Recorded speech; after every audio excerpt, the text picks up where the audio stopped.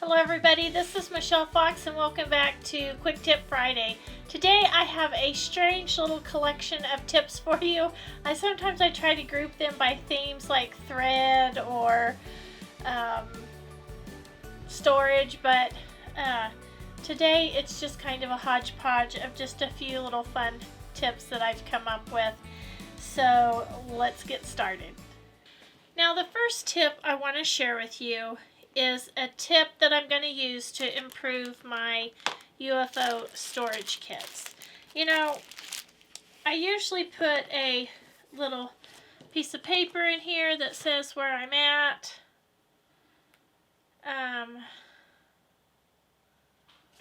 But I couldn't find it. So I had wanted to work on this when we were camping, but I really, after opening it, and this isn't it. But after not being able to find the instructions, I just put it away and worked on something else. So I've ordered these little pouches. These are vinyl adhesive pockets. They come in this size and this size. I bought a pack of 20 pieces that come in two styles. And as you can see, you can kind of see the pockets there. Now, I'm going to use this size right here. And let me show you what I've done with it. I've decided to put it right here on my containers. And I'm going to use these neat little colorful index cards because I think they look neat and they're lined and they're colorful and they fit great into these. So I'm going to put 4 to 5 of these in each container, each of my storage containers. Alright? And then I'm going to write the instructions of where I am on one of them. And then the others are there for when I get this stuff done, I have others to write on, so I'm not always having to run and look and find them, because sometimes that ends up in you not getting them done. So this is what I'm going to do from now. Now they have this size, but I didn't like that as much. I mean, you'd have to fit them in there like that, and that's okay, I guess, but I like this size better. And you can even turn, write the instructions on there and then turn it around like this so that when you close it, the instructions of what you have left are easily visible. But anyway, that's just a little fun little tip. Now these were fairly inexpensive. I don't remember exactly what I paid for them, but 20 pieces, and I definitely have UFO boxes to do at least 10. So I'm going to use those, and these are just the inexpensive, colorful, lined index cards. And I ordered these from Amazon. These came from Walmart. Well, actually, these may have even come from the dollar store. But anyway, I like these little pockets. I don't know what made me think of those, but I just really like that idea. And I thought, well, I'm going to get those ordered and see if they even have. I didn't even know for sure if they had them. But then I found them and I'm like, that's what I'm going to use. All right.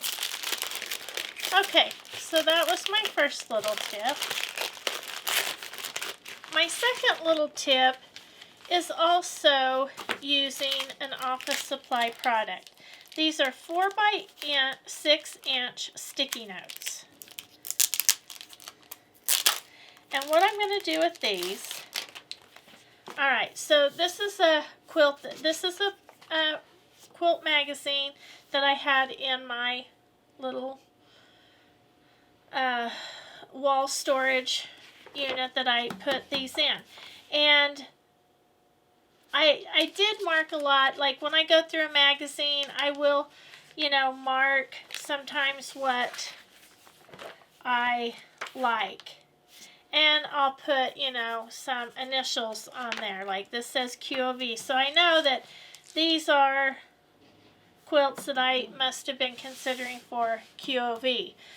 There, for a while, I was cutting out lots of kits for our local QOV program or group, and so I had marked these. But sometimes I'll just put the note in there and I won't write anything on it. Then I don't know why I marked that. So what I'm going to do, these are just adhesive notes, and what I'm going to do is I'm going to put these on the page that I'm interested in. And then I'm going to write what I like about that quilt, because I'll mark these when I want to do a quilt, but I don't always go back. When I go back, I don't always remember what my thought process was. Did I just want to use it just like it was? Did I like the color? Did I like the layout? Did I have a thought about how to change the layout? So these are what I'm going to use for that. And these are just, again, called 4x6 inch sticky notes. And I ordered these from Amazon quite some time ago.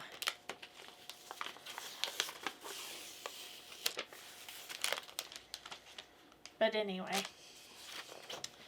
so I thought that was a neat little tip I wanted to share with you.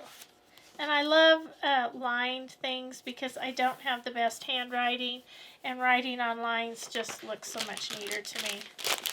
Okay, so that was my second tip.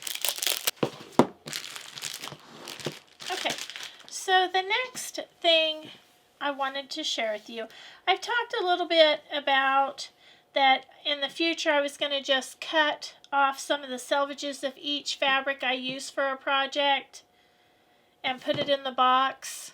But I decided I was just going to get a little safety pin and pin those together. So now when I start a new project, and I always have a project bin for each new project I start, I'm going to put a little bit of each selvage in there. I'm going to use those cute little gold safety pins that I have a ton of. I'm going to then throw that in my project box so that it will be there when I need it. Okay, that was my third little tip. I've done some tips on thread. Well, I've also told you that that we live in an area that's really dusty. Well, after I did the little video on the thread, I thought, my spools are getting a little dusty, and I wondered what I could do to help protect those. So I have a bunch of these. These are packages from the Fat Quarter shop, and I don't know why, but I've kept them. I know it's probably one of those things I should have thrown away, but they're such nice bags, and I like that they're clear. So what I did is I just took my rotary cutter, of course the one I only use for crafts, and I just cut it in half. And then I just sat that over the top of my thread spools to help protect it. Now, depending on the width of your spool holder, thread spool holder, you can leave this open or you can close it. Now, I'm going to leave mine open because I want to be sure that the thread does get some air, but you can close it too if you'd like, and I just set that over there. So let me show you what that looks like on my thread spool holder. Okay, so here's my thread spool holder, and you can see I've just taken these little bags that I cut in half, and I just put them right over there.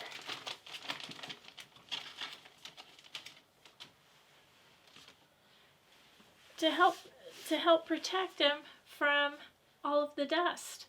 And they're just so see-through. That's a nice clear bag, and I can still see the colors of my thread, but yet I feel like they're being protected from all the dust that we have.